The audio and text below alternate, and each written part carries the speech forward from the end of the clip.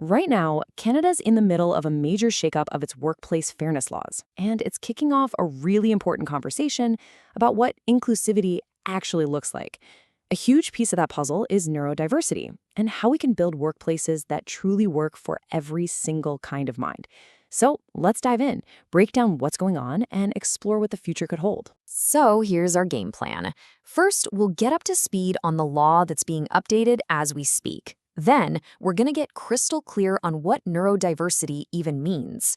After that, we'll look at a major gap in the current law, explore a really powerful plan to fix it, and finally, we'll connect all the dots and see why this matters for the future of work. All right, let's kick things off with Part 1, Modernizing Workplace Fairness. This sets the stage for everything else we're going to talk about today.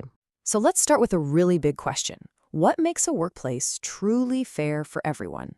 I mean, it sounds simple, doesn't it? But when you really dig in, you realize that fairness means acknowledging that we don't all think, process, or work in the exact same way. The reason that this is all coming to a head right now is that Canada is in the process of modernizing its Employment Equity Act. This is a landmark piece of legislation, and updating it gives us this incredible, rare opportunity to really get things right for today's workforce. So what does this act actually do? Well, at its heart, its job is pretty straightforward: to find and tear down barriers that stop certain designated groups from having a fair shot, making sure everyone can participate equally. It's basically the legal engine driving workplace equality. Okay, but that raises a huge question, right? Who are these laws actually for? To really get why there's such a big push for change, we've got to understand the core concept at the center of it all. What exactly is neurodiversity? Neurodiversity is, well, it's a really powerful idea. It completely reframes how we look at different brain functions. It says these variations aren't disorders that need to be cured, but are just a normal, natural, and valuable part of the human tapestry. Think of it like biodiversity, but for our brains. And listen, we are not talking about a small group of people here. Estimates suggest that somewhere between 15 and 20% of the entire global population is neurodivergent. That includes people with conditions you've probably heard of, like ADHD, autism, and dyslexia. So this is a huge shift in thinking, right? The old school medical model looked at neurodivergence as a deficit, something wrong that needed to be fixed. The neurodiversity movement just flips that whole script. It's a strength-based model that asks a totally different question. What are this person's incredible, unique talents, like intense creativity or deep hyperfocus, and how can we remove the barriers so they can just fly? And that brings us to where the rubber meets the road: neuroinclusion. This isn't just a feel-good idea. It's about taking action.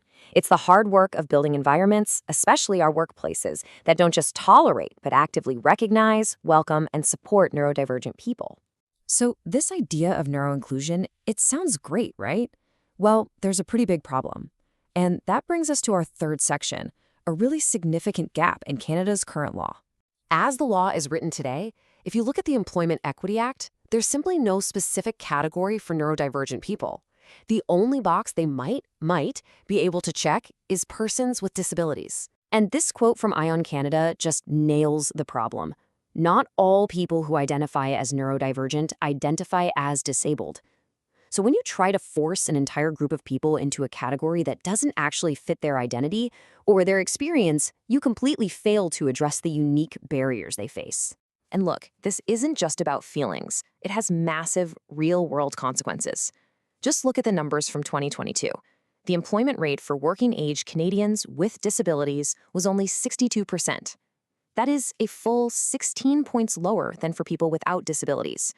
This shows us in black and white that real barriers exist, and the current framework just isn't working. Okay, so that's the problem. It's a big gap between the law and lived reality. So, what's the solution? Well, that brings us to the blueprint for change, how we can make neuroinclusion real. The number one proposal, the big idea, is simple, but it is a game changer. Create a brand new, distinct, designated group under the Act specifically for neurodivergent individuals. This isn't just about semantics.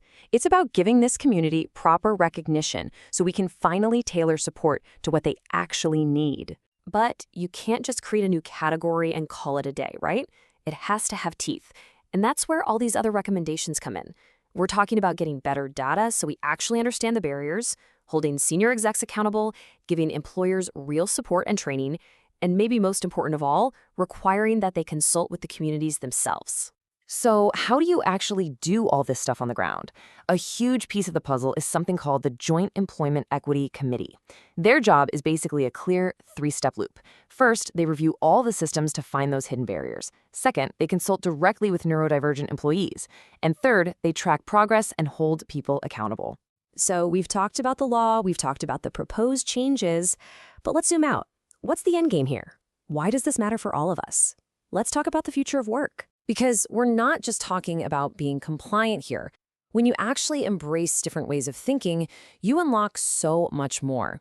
You get more innovation, more creative problem solving. You create fair opportunities for a massive pool of talent that's been overlooked for way too long. You build stronger, more resilient companies. And you create role models for the next generation. At the end of the day, this entire push, this whole movement, it really boils down to one core principle. A rallying cry you hear in advocacy circles everywhere. Nothing about us without us. It's this fundamental, powerful idea that you can't make decisions for a community without the full participation of that community. So you see, updating this law isn't just about tweaking some legal document or ticking a box. It's about a fundamental shift in how we see talent itself.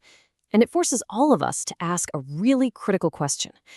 How can our workplaces finally stop filtering for just one type of thinking and start unlocking the incredible full potential of every single mind?